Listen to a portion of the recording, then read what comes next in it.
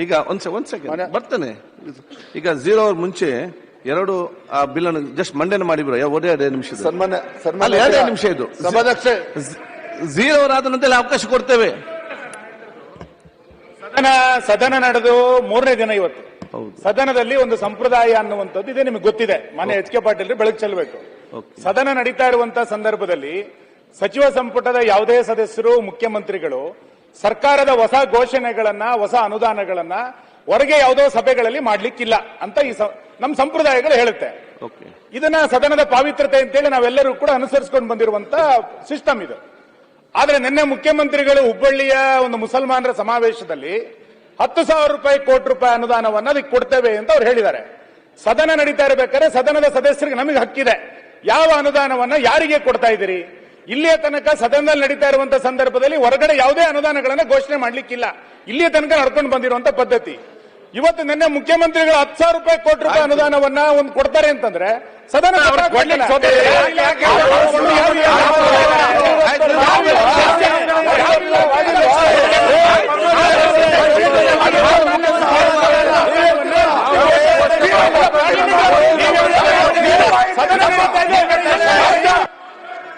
ಅಧ್ಯಕ್ಷರೇ,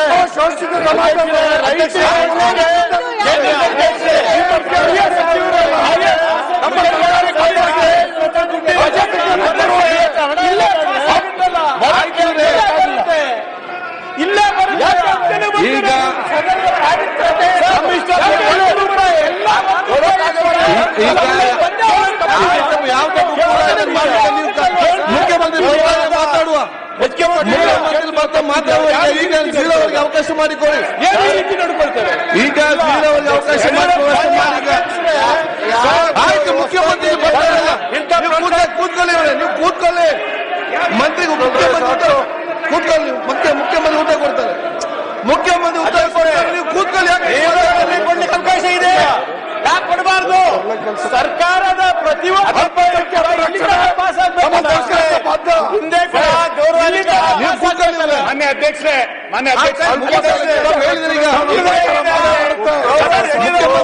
sir ಹಂಗಾಗಲ್ಲ sir.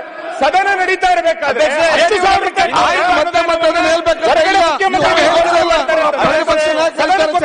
ಏನಿದೆ ಅಂತ ಯಾವ ಇಲಾಖೆಯಿಂದ 10,000 ಮಾತಾಡುವ ಈಗ ಬಜೆಟ್ ಈಗ ನೀವು ಕೋಟಿ ರೂಪಾಯಿನ ಹೊರಗೆ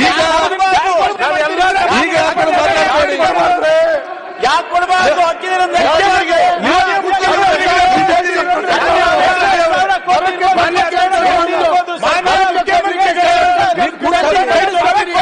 ಹಾಳು ಮಾಡಿದ್ದಾರೆ.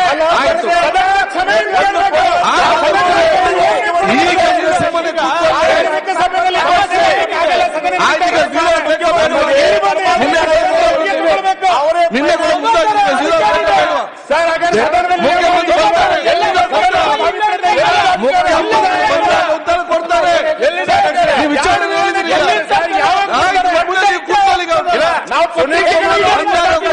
ಈಗ ನೀವು ಸುಮ್ಮನೆ ಕೂತ್ಕೊಳ್ಳಿ. ಈಗ ಮಾನ್ಯ ಮುಖ್ಯಮಂತ್ರಿ ಆಯ್ತು, ಬಿಲ್ಲನ್ನು ಮನವಿ ಮಾಡಿ. ಹೌದು ನೋಡಿ, ಸನ್ಮಾನ್ಯ ಅಧ್ಯಕ್ಷರೇ, ಈಗ ಬಿಲ್ಲನ್ನು ತೆಗೆದು ಎಲ್ಲ ಬಾರ್ಗಳಿಗೆ ಅವಕಾಶ ಇದೆ.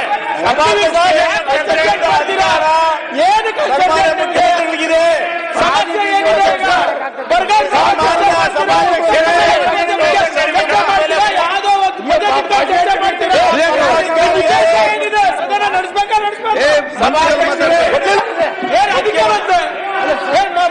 ಏನಿದೆ ಏನ್ ಇಲ್ಲೇ ತರ್ಬೇಕಲ್ಲ, ಇಲ್ಲೇ ಕೊಡ್ಬೇಕಲ್ಲ. ಕೊನೆಗೆ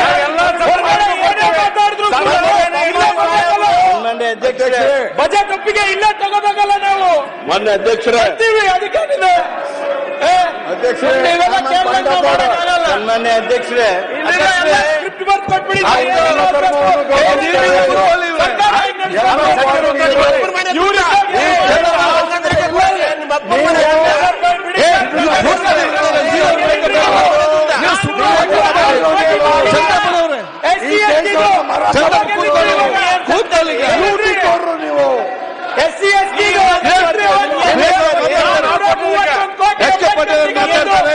ತಾಂಡಾಭಿವೃದ್ಧಿ ನಿಗಮದ್ದು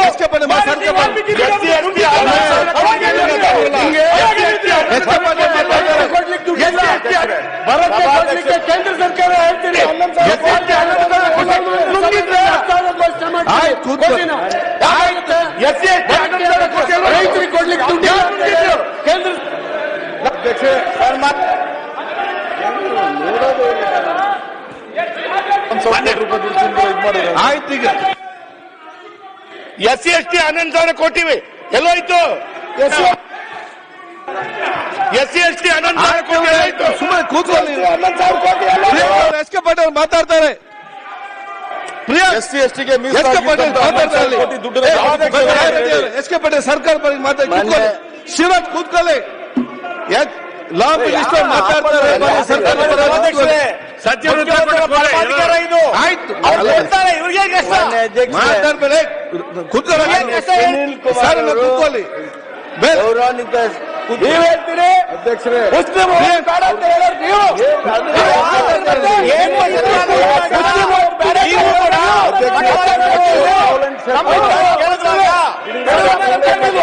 ಏನೇನು ಅನೌನ್ಸ್ ಮಾಡಿದ್ದೀರಾ ಈಗ ಪ್ರತಿಭಟನೆ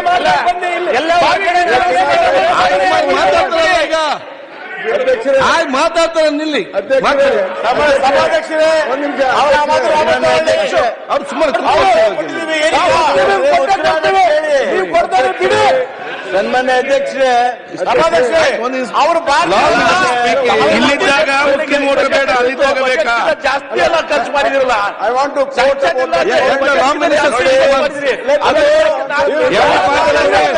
ಟು ಮುಖ್ಯಮಂತ್ರಿ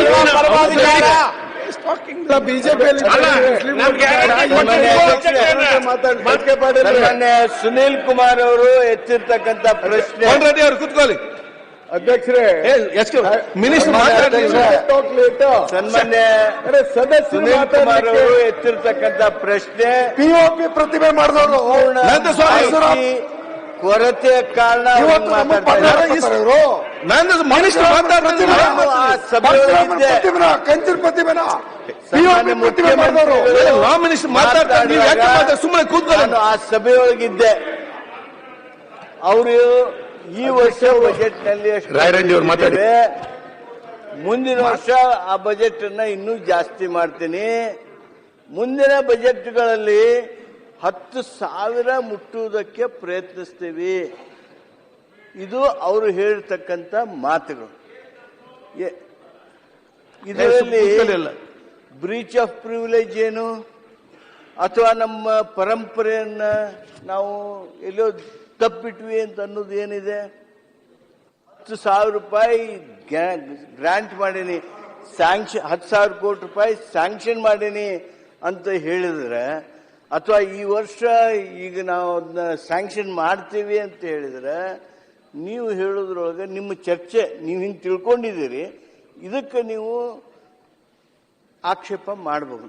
ಆಕ್ಷೇಪ ಮಾಡಿದ್ದೇವೆ ನಾವು ಇಂಥವು ಪ್ರಕರಣಗಳು ನಡೆದಾಗ. ಆ ಪ್ರಕರಣಗಳು ನಾವೇನು ಆಪಾದನೆ ಮಾಡ್ತಾ ಇದ್ವಿ ಅದನ್ನ ಎತ್ತಿ ಹಿಡಿಲಿಲ್ಲ. ಯಾಕಂದ್ರೆ ಶಕ್ತರ್ ಅಂಡ್ ಕೌಲ್ ಪುಸ್ತಕದೊಳಗೆ ಏನಿದೆ ಅನ್ನೋದನ್ನ ನಾನು ಓದಿ ಹೇಳಬೇಕಾಗಿಲ್ಲ. ಆದರೆ ನಿಮ್ಮ ಮಾಹಿತಿ ಕೊರತೆಯಿಂದ ಈ 10,000 ಕೋಟಿ ರೂಪಾಯಿ ಈ ವರ್ಷ ಗ್ರಾಂಟ್ ಮಾಡಿಬಿಟ್ರು, ಸ್ಯಾಂಕ್ಷನ್ ಮಾಡಿಬಿಟ್ರು ಅನ್ನುವಂಥ ಏನು ತಪ್ಪು ಕಲ್ಪನೆ ಬಂದಿದೆಯಲ್ಲ, ಆ ತಪ್ಪು ಕಲ್ಪನೆಯನ್ನ ನಾವು ಪತ್ರಿಕೆಗಳನ್ನು ನೋಡಿ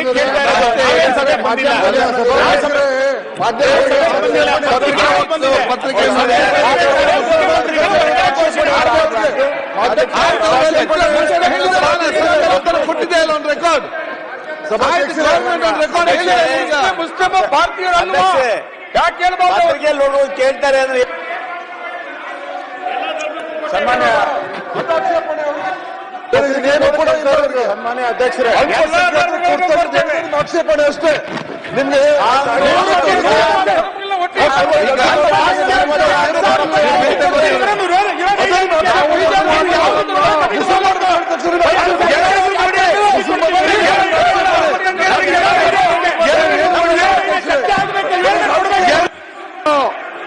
ನಾವು ಮನವಿ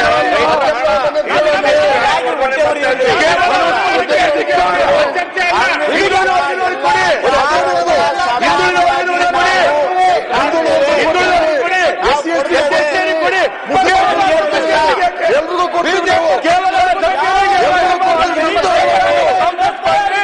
ಯಾವುದರಲ್ಲ ಮನೆ ಸಮಾಜ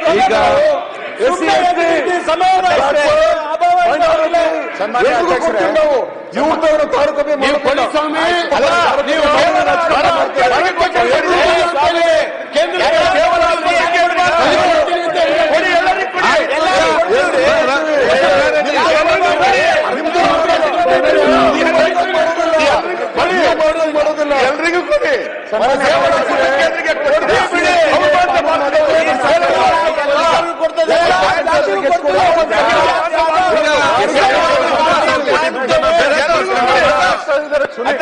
ನಂಜೇಗೌಡ ಕೂತಲ್ಲಿ ಈಗ ನಿಮ್ಗೆ 0 ಅವ್ರು ಬೇಕಾ ಬೇಡವಾ ಚರ್ಚೆ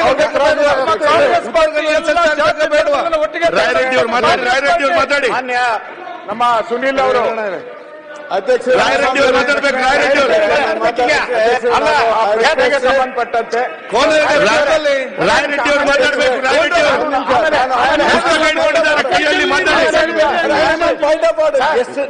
ಅಪೋಸಿಷನ್ ಹೇಳ್ರಿ 1 ಮಿನಿಟ್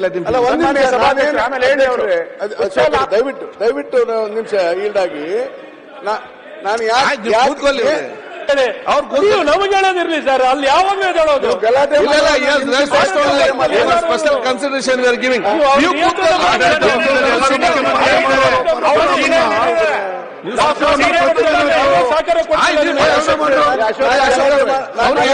ಇದಕ್ಕಿಂತ ಹೆಚ್ಚು ಮಾಡ್ತೀನಿ ಈಗಾಗಲೇ ಗಲಾಟೆ ಮಾಡೋದು ನನಗೂ ಜಾಸ್ತಿ ಬರುತ್ತೆ ಅಲ್ಲ ದಯವಿಟ್ಟು ಈಗ ವಿಲ್ ಗೆಟ್ ಎ ಚಾನ್ಸ್ ದಯವಿಟ್ಟು ನಂದು ಒಂದು ಮನವಿ ಚಾನ್ಸ್ ಸ್ವಲ್ಪ ಕಾಪರೇಟ್ ಮಾಡಿ ಇವರನ್ನು ಮಾತಾಡಬೇಕು ಹೇಳ್ರಿ ಅಧ್ಯಕ್ಷರೇ ಸುನೀಲ್ ಅವರು ಹೇಳಿದ್ದಾರೆ ಪಾಯಿಂಟ್ ಔಟ್ ಆರ್ಡರ್ ಒಂದು ಮಾತಾಡಿ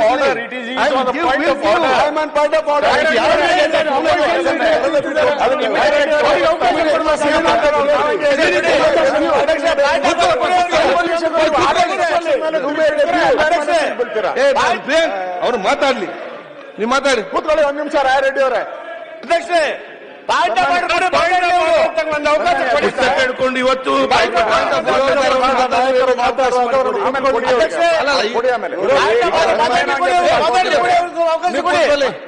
ಈಗ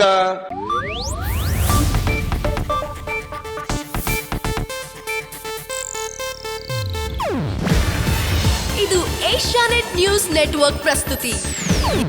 ನೀವು ನೋಡ್ತಿದ್ದೀರಾ ಏಷ್ಯಾನೆಟ್ ಸುವರ್ಣ ನ್ಯೂಸ್.